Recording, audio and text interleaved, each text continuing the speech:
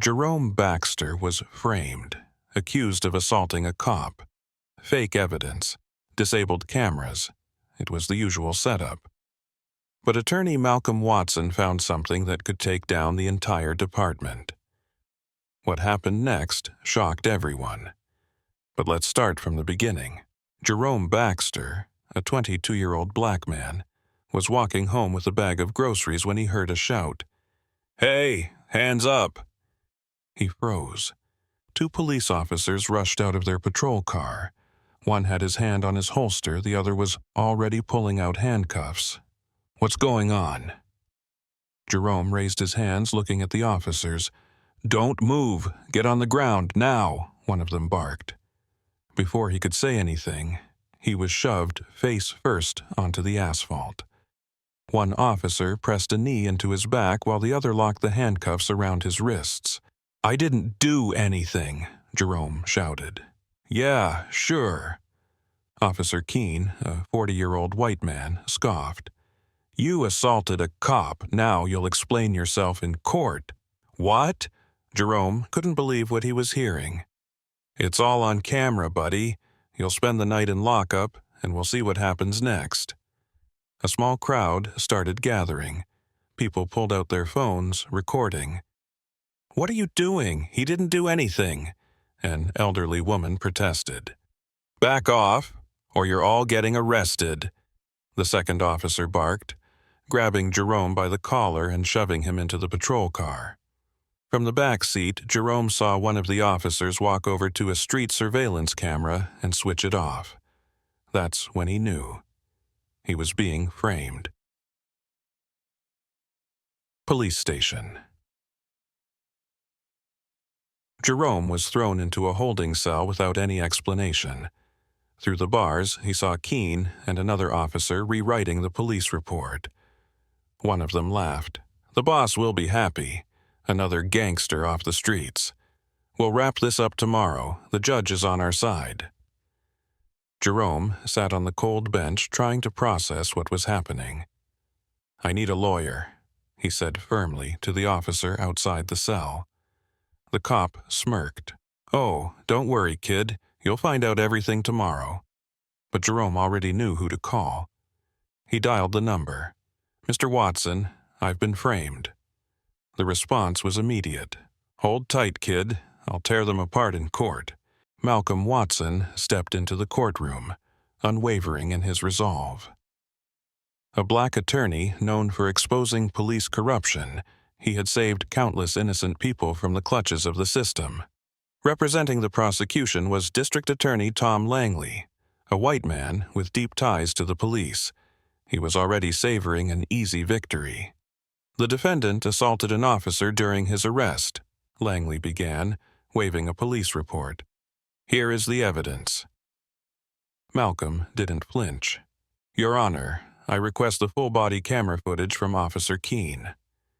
The judge turned to Langley. "Is there a recording?" The prosecutor nodded stiffly. "Of course." The screen lit up with the video. Jerome stood calmly on the sidewalk. Then, suddenly, he was slammed to the ground, the footage abruptly cut off. "Stop," Malcolm said sharply. "Where's the rest of the recording?" "The camera shut off during the struggle," Langley replied quickly. Malcolm smiled. "Interesting. Because we have the original footage." He inserted a USB drive into the computer. The recovered video played. Jerome stood still, unthreatening. Officer Keene grabbed him without cause. Then, Keene slipped on the wet pavement and fell on his own. The judge froze. The courtroom murmured. "Where's the assault?" the judge asked quietly. Langley's face went pale. "Your Honor, it's possible the footage was corrupted." But Malcolm was already ready for the next strike. "I have another piece of evidence." He held up two reports, the original police report and the altered version submitted to the court. "Officer Keene, can you explain the difference between these reports?" The first states that Jerome was detained without cause. In the second, he suddenly becomes a criminal. Who ordered this report to be changed? Keene remained silent. His eyes darted nervously toward the police chief Brian Cross, who was seated in the courtroom. Keene hesitated. Did you alter the report yourself? Or were you ordered to? Malcolm pressed. Keene swallowed hard. The courtroom erupted. The police had been caught red-handed. The judge removed his glasses. All charges against Jerome Baxter are dismissed. An explosion of cheers. Malcolm shook Jerome's hand, but he knew this was just the beginning. His eyes locked onto Chief Cross. He was next. The distant hum of traffic echoed outside, but Malcolm paid no attention. He sat at his desk, sifting through new evidence against the Millwood Police Department. On his laptop screen, the restored body cam footage played on a loop. He watched it over and over, scanning for any details that might have been overlooked in the courtroom rush. Then he saw it. A key moment. In the background, just as Jerome was slammed to the ground, another officer appeared, shouting something. Malcolm turned up the volume. "Kill the cameras!" Someone had ordered the cover-up. Without hesitation, he grabbed his phone and called his informant. Officer Nate Henderson, the only honest cop in the department. "Henderson? Who else was on duty that night besides Keene?" "Mr. Watson, I can't discuss this. If you don't help me, they'll walk free. I have a recording of someone from your team ordering the cameras to be shut off." Henderson went silent. A few seconds of heavy breathing. Then a whispered answer. It was Chief Cross. Malcolm leaned back in his chair, exhaling. "I knew it." The next morning. Courtroom. Keene's trial. Police Chief Brian Cross sat in the front row, arms crossed. Confident. He was sure this case would go away. Cops protect their own. But Malcolm was ready to strike again. "Your Honor, I have new evidence." He played the recording. "Kill the cameras." Silence. "Whose voice is that?" the judge asked. All eyes turned to Cross. He went pale. That's not—" Malcolm was ready for his next move. "I have a witness who can confirm this voice belongs to the police chief." The courtroom doors opened. Officer Nate Henderson stepped inside. The room exploded in whispers and gasps. Cross jumped to his feet. "You traitor!" The judge banged his gavel. "Order in the court!" But Malcolm already knew. This was the end. The Millwood Police Department had been exposed. Police Chief Brian Cross sat behind his massive oak desk, gripping a folder of documents. His luxurious office, decorated with awards, photographs with governors, and shelves lined with leather-bound books, meant nothing now. His eyes were glued to the television screen, where a news anchor spoke live. Millwood's chief of police is implicated in a massive evidence tampering scandal. Video footage confirms his direct order to destroy evidence. The FBI has already launched an investigation.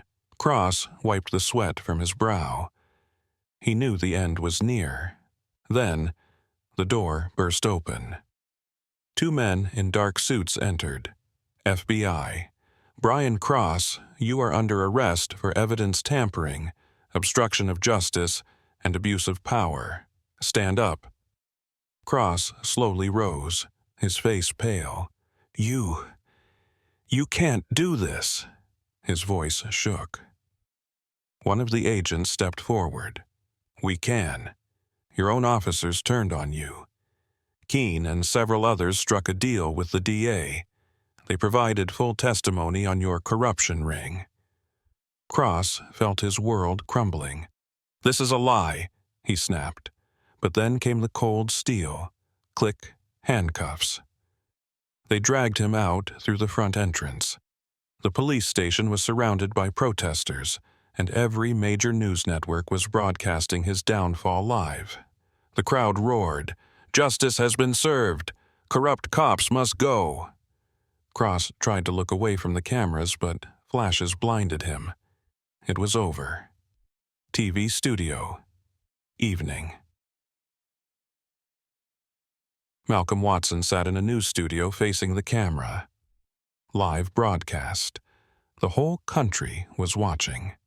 "Mr. Watson, you exposed a corrupt police force. How do you feel?" the anchor asked. Malcolm looked straight into the lens. "I feel like this is only the beginning." The anchor leaned forward. "Do you believe the system will change?" Malcolm's expression hardened. "The system won't change on its own. We have to keep fighting. As long as people stay silent, men like Cross will act with impunity. Today, we won. But how many more Jerome Baxters are sitting in cells for crimes they didn't commit?" Silence filled the studio. Across the country, thousands watched, inspired by his words. Jerome Baxter's home. Jerome sat on the couch, surrounded by his family, watching the broadcast. He was free. On the table in front of him lay an official document. All charges dropped, case closed. He clenched the paper in his hands. "Thank you, Mr. Watson," he whispered. At that moment, he realized his life had changed. He was no longer just a guy the police had framed. He was a survivor. "What will you do next?" his younger sister asked. Jerome looked at her and smiled. "I'm going to fight."